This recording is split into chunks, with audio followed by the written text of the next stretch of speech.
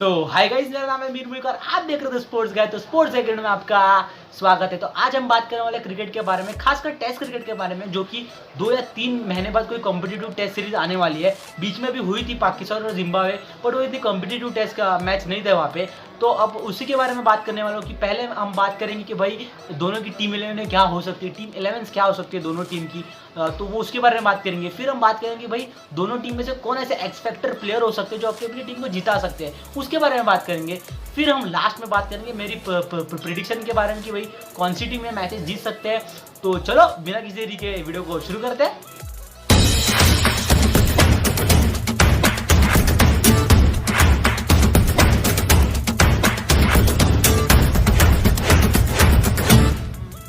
तो पहले इंग्लैंड का स्क्वाड देख लेंगे, अभी आपके स्क्रीन के ऊपर आ रहा होगा। तो उसमें बहुत बड़े बड़े प्लेयर नहीं है, जैसे कि बेन स्टोक्स नहीं, बिकॉज उनको इंजरी हुई थी आईपीएल में, तो इसलिए नहीं है। आर्चर भी उनको फिर से इंजरी हो गई थी, वो वापस आ गए थे प्रैक्टिस करने, बट अभी उनको फिर से इंजरी हो गई, तो वो भी नहीं है। फिर फोक्स अभी भाई कुछ कहीं पे ड्रेसिंग रूम में गिर गए, तो वो भी इंजर्ड हो गए। उनके बदले सैम बिलिंग्स को मौका मिला है। फिर आई थिंक वोक्स और सैम करन और जॉस बटलर को आराम दिया गया है। तो ये कुछ है जो मेन प्लेयर जो इंग्लैंड में नहीं दिखेंगे।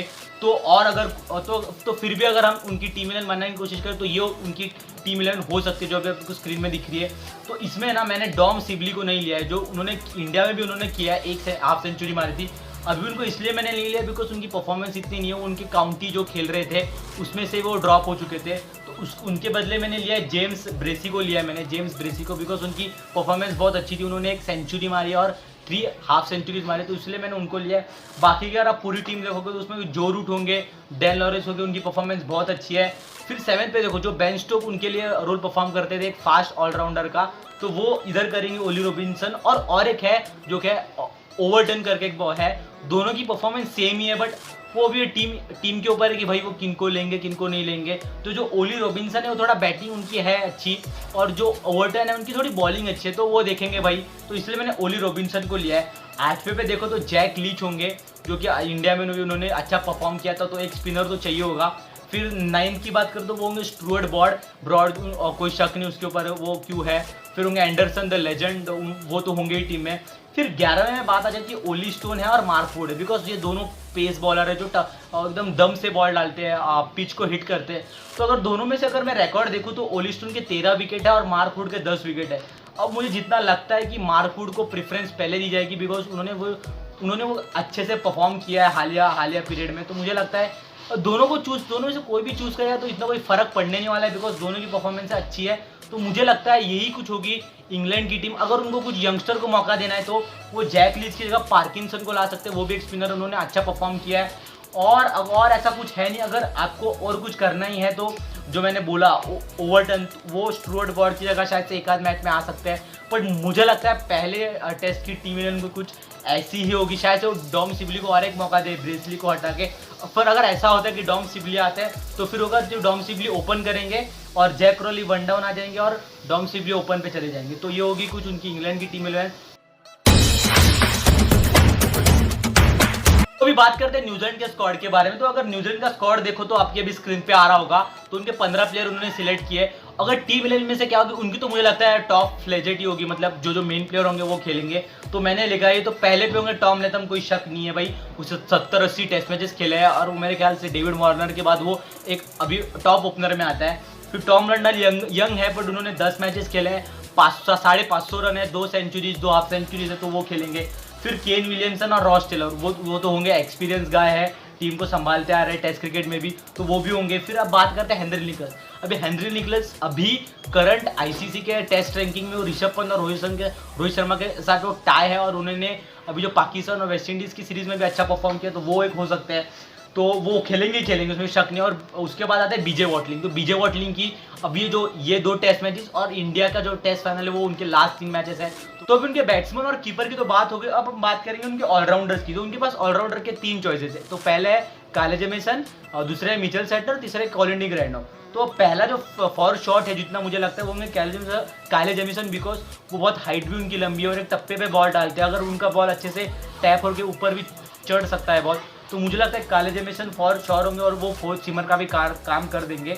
तो अगर 8वें नंबर की बात करें तो 8वें नंबर पे अगर वो चाहे तो कॉलिन डी ग्रॉन्डहोम को भी खिला सकते हैं वो, बिकॉज वो बहुत अच्छा प्लेयर है यार, और या फिर वो मिचेल सेंटनर को भी खिला सकते हैं। अगर मेरी मानो तो मुझे लगता है मिचेल सेंटनर होने चाहिए, बिकॉज आपको कहीं पे भी जाओ यार एक स्पिनर होना चाहिए, और अगर वो लेफ्ट हैंडर स्पिनर हो तो वो बहुत इफेक्टिव हो सकता है। तो ये कुछ हो सकते हैं इनके 2 ऑलराउंडर, और फिर अगर उनकी पेस अटैक बैटरी पे आए तो इनके पास इस सीरीज के लिए ट्रेंट बोल्ट नहीं है। तो ट्रेंट बोल्ट ने तो उनकी शुरुआत अटैक की लीड करेंगे, तो वो होंगे 90 पे टीम साउदी, 10 पे हो गए नील वैगनर, और 11 पे अभी 2 प्लेयर पे थोड़ा मुझे डाउटफुल लग रहा है, बिकॉज एक है तो मैट हेनरी जो उनके साथ रहते हुए आए उनके स्क्वाड में, और एक अभी आया है एक यंगस्टर जिनको फर्स्ट टेस्ट कॉल अप मिला है, तो वो है जेकब डफी। अब इन दोनों के मैंने स्टैट्स देखी तो इतना कुछ उनमें है नहीं यार। मैट हेनरी का थोड़ा एक्सपीरियंस है, जेकब डफी ने भी अपने उसमें 200 विकेटें ले चुके हैं, मैट हेनरी ने भी उतनी कुछ विकेटें ले चुके हैं, बट मैट हेनरी ने वो देखा यार, उन्होंने बहुत सारे एक्सपीरियंस है उनके पास। अगर वो अभी एक्सपीरियंस को बैक करते हैं या फिर यंगस्टर को चांस देते हैं, अभी वो उनके हाथ में होगा। तो वो 11th है, तो मुझे लगता है वो किसी को भी खिलाए वो इफेक्टिव होने वाला है जितना मुझे लगता है। तो ये तो बात होगी भाई दोनों टीम के हमने टीम 11 डिस्कस की। अभी मैं अगले सेगमेंट में आपको बताऊंगा कि कौन ऐसा प्लेयर हो सकता है जो दूसरे टीम के लिए अपने टीम के लिए एक्स फैक्टर हो सकता है।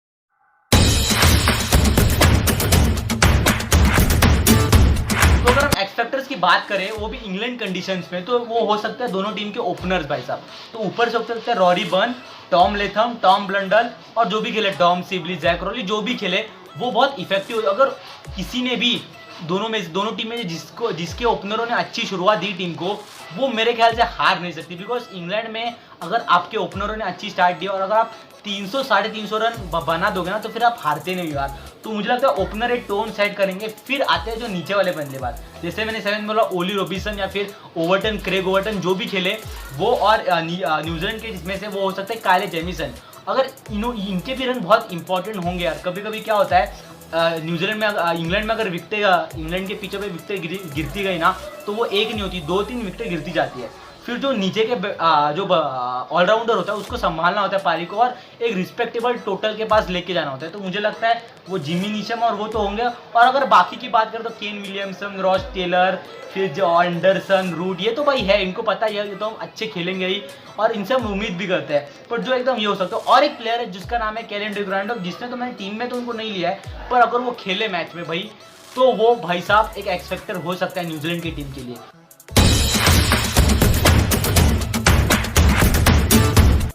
तो मुझे जितना लगता है ये मैच जीतेगा इंग्लैंड, 70-30 देता हूं मैं, बिकॉज अगर आप न्यूजीलैंड का ओवरऑल टेस्ट रिकॉर्ड देखोगे तो उन्होंने इंग्लैंड में जाके 55 मैचेस खेले और सिर्फ 5 मैचेस जीते और बाकी के मैच वो हारे या फिर ड्रॉ हुआ है। अगर मुझे एक अच्छा रिकॉर्ड मिलता है कि भाई जो मुझे अब तक मैंने गूगल पे फाइंड किया मुझे मिला नहीं, सिर्फ इतना पता चला उन्होंने 5 मैचेस जीते, उन्होंने उसमें से 3 सीरीज जीते। उसमें से पहले उन्होंने जीती थी 1983 और 1984 में, दूसरी जीती थी 1986 में और तीसरी जीती थी 1999 में। मतलब अभी उनको हराए 22 साल हो गए, 22 साल, मतलब 22 साल से उन्होंने इंग्लैंड में जाके सीरीज जीती नहीं है। तो वो एक टफ ये हो सकता है न्यूजीलैंड के लिए। बट अगर न्यूजीलैंड को ये मैच जीतना है ना तो ज़्यादा कुछ नहीं करना है, उनके ओपनर को खेलना पड़ेगा। और केन विलियमसन जैसे खेलते आ रहे हैं, उन्होंने अगर 300 साढ़े 300 रन बना लिए, और सबसे पहली बात तो भाई टॉस जीतना पड़ेगा। अगर टॉस जीत गए, पहले बैटिंग करो, 300 साढ़े 300 रन बना लो, फिर वहाँ से बहुत कम होता है कि आप मैच हार जाओ। तो मुझे तो ऐसा लगता है, बट यार बहुत हैवी चांसेस तो मुझे यार इंग्लैंड के लगते हैं यार। अब देखते हैं कुछ ओवरटर्न हो सकता है यार, बिकॉज इस सीरीज के रिजल्ट ना बहुत मैटर करेंगे हमें। जो 18 तारीख से वर्ल्ड टेस्ट चैंपियनशिप का फाइनल खेला जाने वाला है न्यूजीलैंड वर्सेस इंडिया में, तो होप यार कि न्यूजीलैंड थोड़ा, यार देखो न्यूजीलैंड मुझे बहुत पसंद है। अगर इंडिया के बाद अगर कोई टीम पसंद है तो मैं चाहूँगा तो नहीं भाई कि न्यूजीलैंड इधर हारे, बट अगर हार जाए तो उनका थोड़ा वो हो सकता है कि भाई थोड़ा उनके मेंटल स्कार्स रह जाए अगर वो फाइनल में आते हैं। बट हाँ भाई, तो यही कुछ है आज ये सेकंड टेस्ट में। तो अगर आपको ये देखना है तो भाई ये आप देख सकते हो, सोनी 6 पे देख सकते हो, दोपहर को 3:30 से इसकी ब्रॉडकास्टिंग चालू होगी। तो बस आज की वीडियो के लिए बस इतना ही था।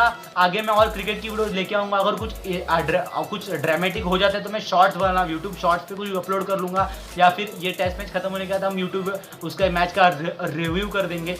तो बस आज की वीडियो के लिए इतना ही था, तब तक के लिए पीस।